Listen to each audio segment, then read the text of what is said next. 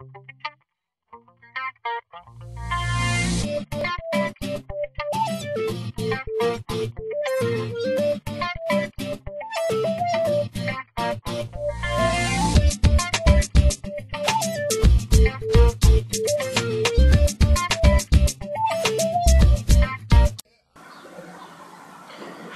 this snake starts eating these trees and these grass, which is the neshamas that are by them. And they're damaged, they're taken. And he takes them just like a person who finds a lost item by a river, by a strong river, by the ocean. So the owner of the item already gave up on it, and therefore the person who finds it could take it. These neshamas are the same. But afterwards, what happens is a process called the Shalat Ha'adam Ba'adam B'Ravlo comes and takes over them. Now, this klipa enjoys energy from these neshamas, and it looks for the worst place that it could put these neshamas. It tries to put it in the worst places. It takes it and puts it into goyim sometimes, into really bad families. And all of a sudden, this neshama, since it's a holy neshama, but it's a captured neshama, this neshama gets a hero tshuva, thoughts of tshuva, and wants to come back to its original place. When it does this, it has the power to destroy the klipa that it's found inside it. That's what it says, Eis Shalat Ha'adam Rodam L'Rala. That he thinks, the klipa thinks that he controls and he rules over these neshamas. But in fact, it's the opposite. It turns around and it becomes bad for him, bad for the klipas. And with this, we said that the Bnei Anusim, the Moranos, that were forced to become Christian, 500 years later, they're waking up and they're coming back to become religious. This is a revelation of this aspect. If this continues, it'll destroy Christianity from the inside. For 500 years, they were trying to force these Jews to become Christian, and they're waking up and coming back to the Jewish nation. So it says here.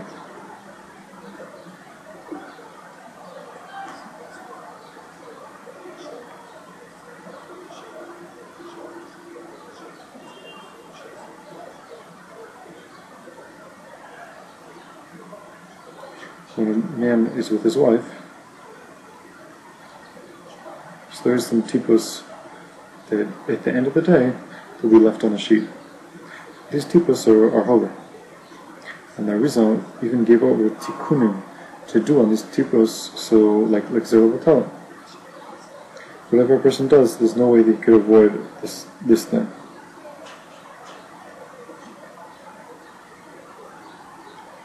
This is like an aspect that the klipas enjoy themselves from, and it's like Ma'anochonim Chlova.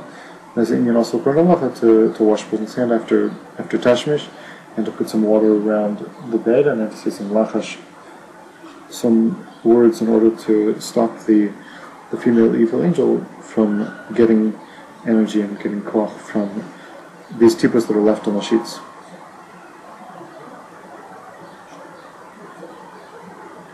And the first one comes out in this aspect, and draws the tipos from above, and into three lines. And each tipa is divided into 3 tipos, which is really 9. First there are 3 of Chachma Bina and Das, and each one have a line, right, left, and center, all the evil side of the klipa. And each tipa makes 1 light.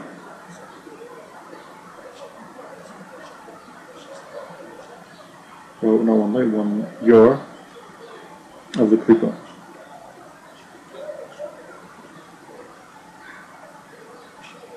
These are the 9 yorim that go with the power of the din. And they're mastin in the different heavens.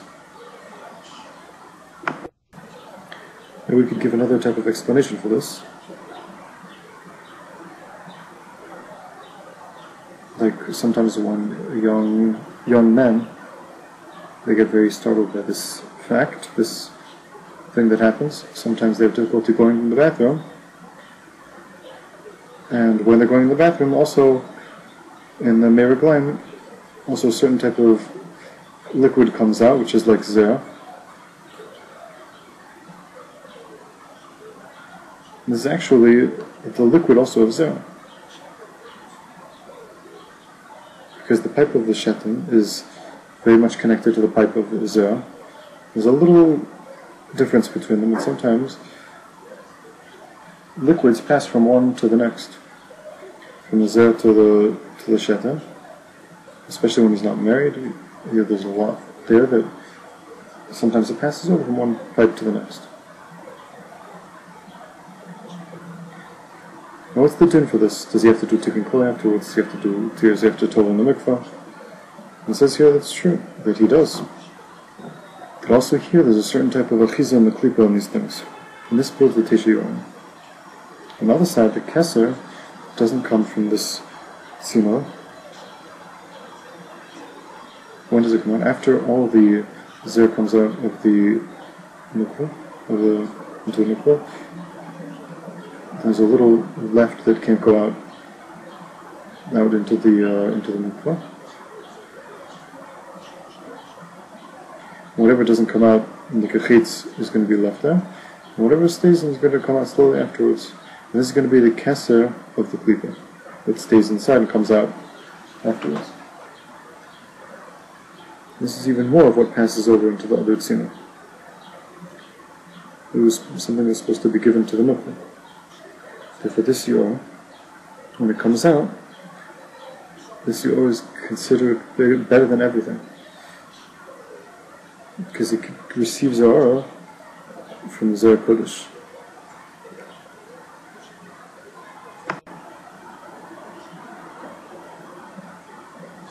In Priyat Arsmoni and Bereshis, we see the according to the earlier Mekubalim, before the Arizal, the division of the four rivers. It says here, I wrote here in the Sefer, you have to understand what are these four roshim.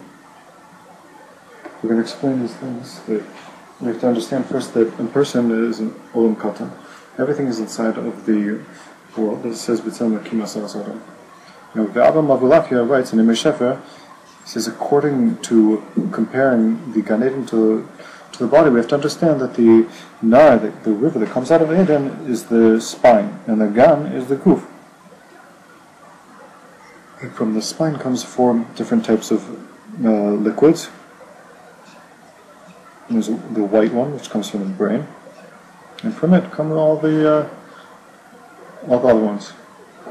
And the first chomer is chava. And the Rav here explains the Adam is like nefesh, and the chava is guf. And they rest in four different places: in the mind, in the heart, in the kavod, and in the beitzim. These four liquids. And from there they divide into four.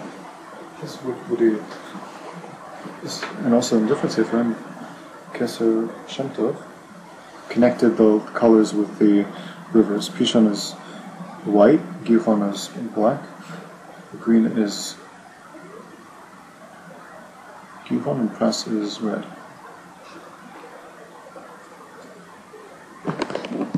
Pishon is Keged Mach, just like we explained. Why is Pishon Keged Mach? Gihon is Keged Lev, Chiyach is Keged Kavod, and Pras is Keged Beitzim. Pishon is Keged Mach. It's a gematria of 446, which is gematria MS. This we have to perceive with our mind. From the Fishayon, which is from Pishon. We have to get rid of all sorts of dimyonos, all sorts of imagination from our mind. Also, according to the Mekubalim, Pishon comes out, can I get the head?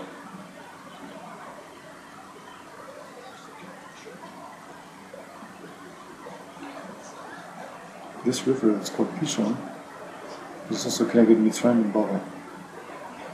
This is the Rosh of the Galus. Mitzrayim is Keser and Babel is Chabad. Kishon is Malchus Babel. And from this river, all the other ones get filled from. Whenever you're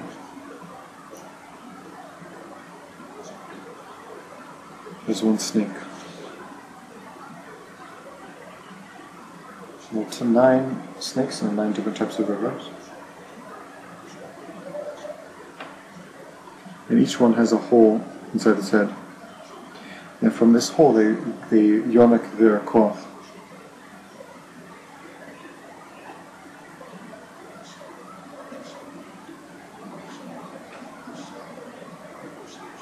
It's the Shabbat of Rosh Hashanah. If you make a shever in the hole of their head, that they should be able to be yonik from Kedusha. This is the Tanim Megara. There was a hole inside his head.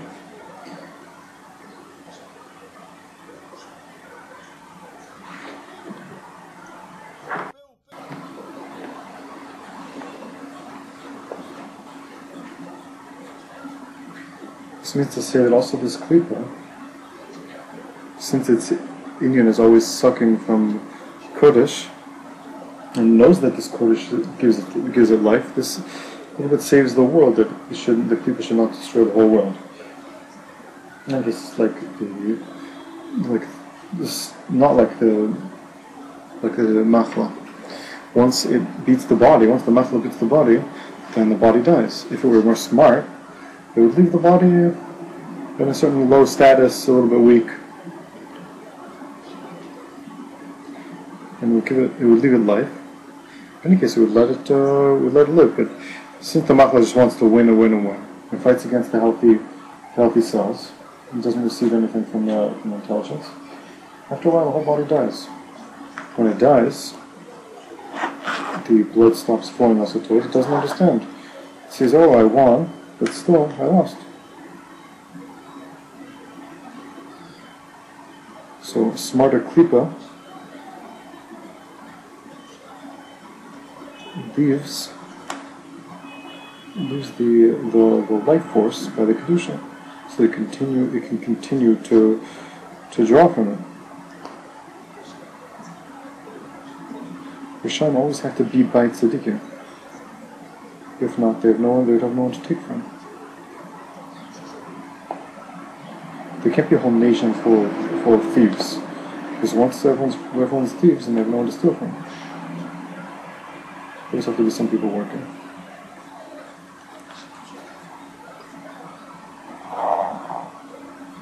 And after a while, the whole world shakes from the power of the Gvurus, and even though this is just a mashal, even though there are some earthquakes every so often, every few years, this here is just a mashal. We're not saying that it does say that all sorts of bad things do happen to destroy Mamzerim and Chasron, to kill them.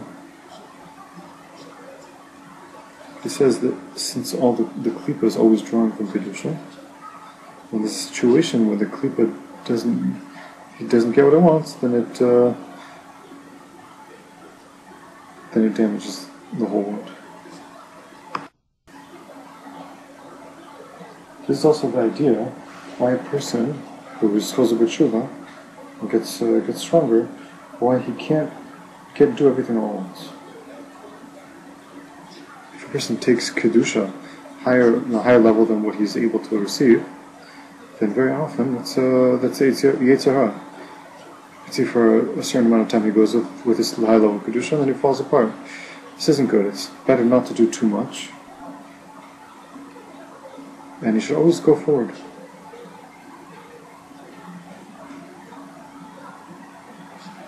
Everything should be staged. It's better than taking too many Kabbalahs upon yourself, and then you realize he wakes up, he didn't sleep at all, and it's very hard for him. It's too much, and then it hurts his body physically. Because in Indian also, we're not speaking here about Averis, Chas v'Shalom. We're just talking about taking down a level of kedusha in order that a person should be able to continue, sustain it long term. It's very hard in the nefesh to do this, but it's something one of the things that a person sometimes has to do. If he doesn't do it, chas v'shalom, it could be the Eitzah of the Yitzhar. If a person is not mevater on anything and it starts hurting him physically, then there's already the Eitzah of the Yitzhar not to leave these things. The person has to learn how to do things slowly, do things gently, not to do too much. The person learns to learn how to get better. If he's going to physically be damaged, and his mentality and his personality will be damaged, what's it worth? I felt like this about myself in the past few months.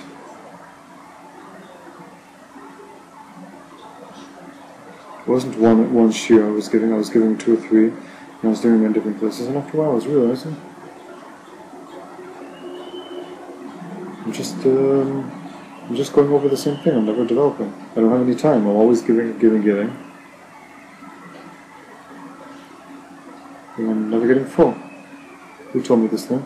I was in shock. I was getting my lungs checked. I was in a situation where I was breathing, and as if like the lungs weren't being filled up, that something was pressuring on my lungs. I wanted to breathe more, and it wasn't being filled. I felt pressure, and I wanted to breathe again. And I was having a problem with my lungs. So I did a test. And the technician said, "Why did you come here?" I said, "I don't have any air." And she says, "See, everything is just fine. I see you're breathing just fine. According to the tests, you're totally fine." I said to her, "I can't." She said to me, a Chiloni person, Russian lady, she said to me, "For many years you're breathing out and you're giving out and you're not taking in. You're taking in, taking out, and you're not bringing in. Not bringing in enough." You see, it starts expressing itself in a physical way. And the fact that we're not taking in spirituality, learning and preparing. To prepare for a shiur, I'm taking 40 hours. 40 hours. At least 40 hours for one shiur. It's taking 40 years till I would say something. Then it'll take me 20 hours, and then it'll take me... And then I'll just go, whatever comes, comes. Sometimes amazing things come out. It's such an idea to go, then whatever comes out, comes out. But if a person does not get filled up, he feels in his nefesh.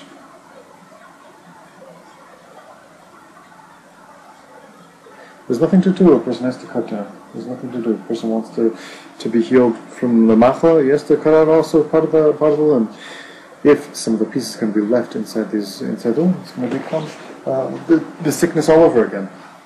If a person doesn't cut some of the flesh, some of the healthy flesh, then nothing will go down. So I took some things down. I took off tikkun chatzos.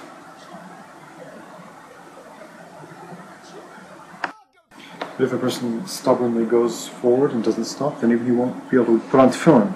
Chas v'shalom. It's better to feel as if you didn't put on tefillin than to be caught, and then the end a person even tefillin won't be able to put on. And I've seen people like this. I knew a certain big Rav, because you might know, a really big Rav. He was a Mazaki the Rabbin, a very big Mazaki Rabbin. He told me, he worked in Arachim. He told me he got to a situation where I was not able to daven in the morning. And I wouldn't daven in the morning. I would daven maybe at 12 or 1 in the afternoon. From the amount that I used to give, I had lost that. I didn't understand 10 years ago, I didn't understand what he was talking about. But practically I understand this could happen. It's not one person, it's not 2 people before this does happen.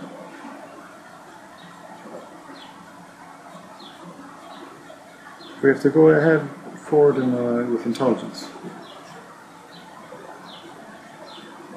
To go with in Kedusha is a real skill. And sometimes the Yitzhar says, go more and more and more, do more and do more and do more. Until a person falls to the depths.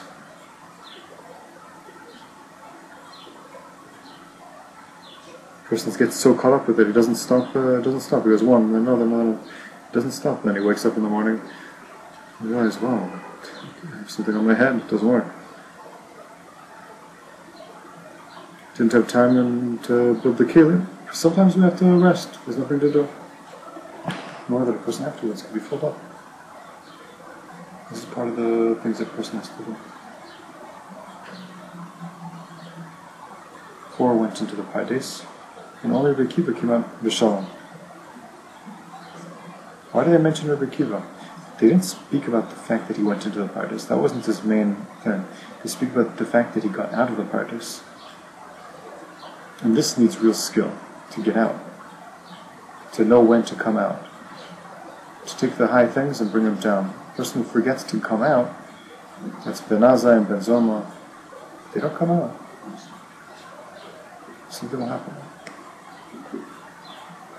So we said that 3 things there. Rebbe Akiva went up and came back.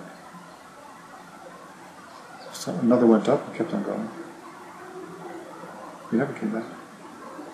It's Hitzis Mace. He looked and he died. And one went up and he stayed connected. And he didn't really go back to his place. He was Hitzis Nifka. His mind didn't work normal afterwards. The person, don't never see what I saw, look what I saw. So Mata sitting on his chair, a person gets really serious knock in his head, and he's not able to handle it. People on the street don't understand these visions, these things that he sees. They come out after a while. And a lot of people like this. And Elisha ben Abuya, he went up, he went down, he kept on going down. He didn't go back to the same place. He went down, and he went down underneath the ground. He pulled out a vegetable.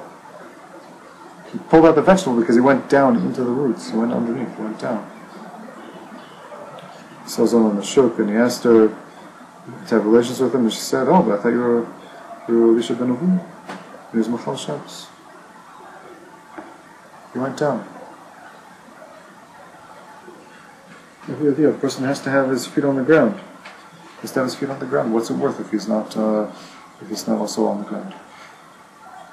That's the main aspect of Yiddishkeit, is to stay here in the world and to be a person. If a person isn't like that, then what's it all worth? You have to understand this whole world. This whole world is dependent, connected to the Sitracha. This isn't simple. If it weren't for the Sitracha and the Yitzhahara and the Gevurus, there would be nothing there. Even though we are fighting against it and we try to minimize it, and we're looking for Kedusha, but if it was just Kedusha without the Sitracha, there would be no gas. There would be no energy. Like a beautiful car without any gas. The Sitracha is what's moving the world. And that's why the whole world is the fins of the Leviosan. So in the God of Rabbi Barachana, he says he saw an island in the sea, and he went on, he cooked something there, and he found there was a big fish. This big fish is the Leviosan. And this Leviosan is hinting to the Sitracha. And the whole world is connected to the Sitracha. And you have to just be careful not to get him too upset, to keep him on a low flame. We can't cook on his back. If we cook on his back, then it'll go wild.